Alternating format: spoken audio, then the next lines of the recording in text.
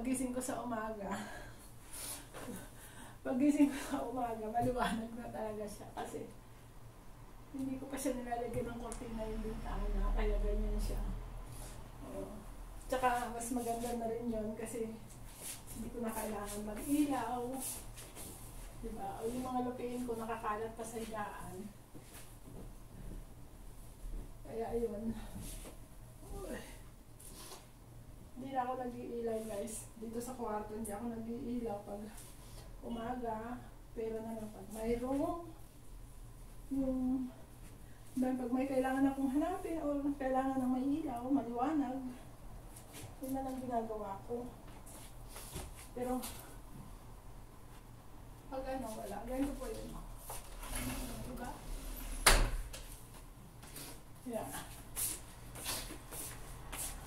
Dito nga pala kami ngayon sa aking bagong inupahang bahay. Dito sa Saudi.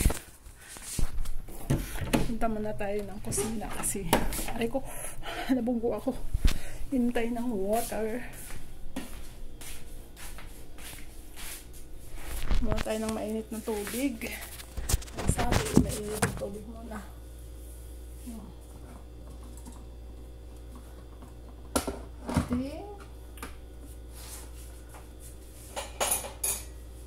Then may napansin ko rin naman ito. Bali, mas okay po yung house namin ngayon kaysa dati. Dati, mababa ang bayad, pero pangit po siya. Pero dito, hindi naman.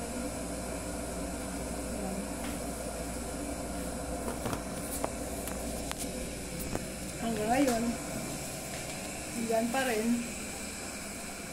Yan lang. Oh, shout out pala kay Nashiba. Ayan, binili mo na ha. Binili ko na yung gusto mo.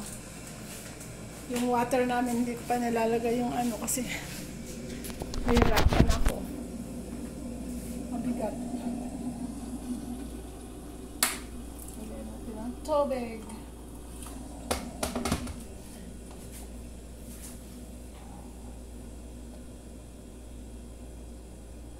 Sabi kasi nila mainit na tubig muna bago magkape. Lagi kong tinatry. Pero iba naman nangyari. Malo ako nangyayari, guys. Joke.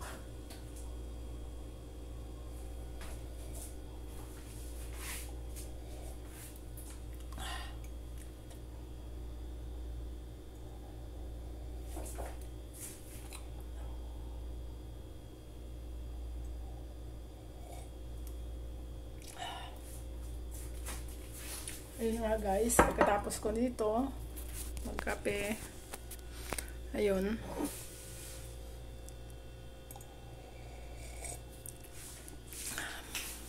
tatrabaho na naman muna.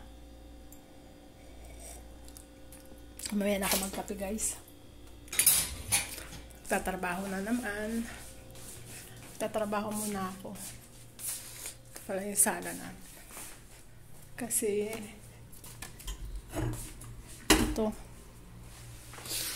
ito ang aking aking work. Part-time po namin to sa shop. Tutuloy ko lang.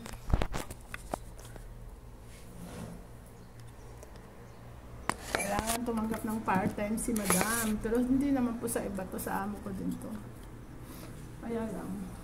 Alam mo na.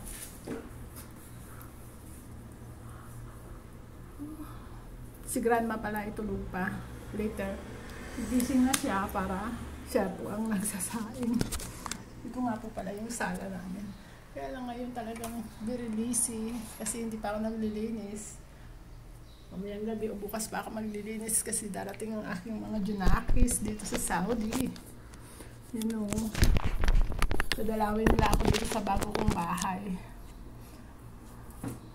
Kaya mag-work muna tayo. Mamaya magkakape na ako. Kasi need kong kumain din. Dahil inom po ako ng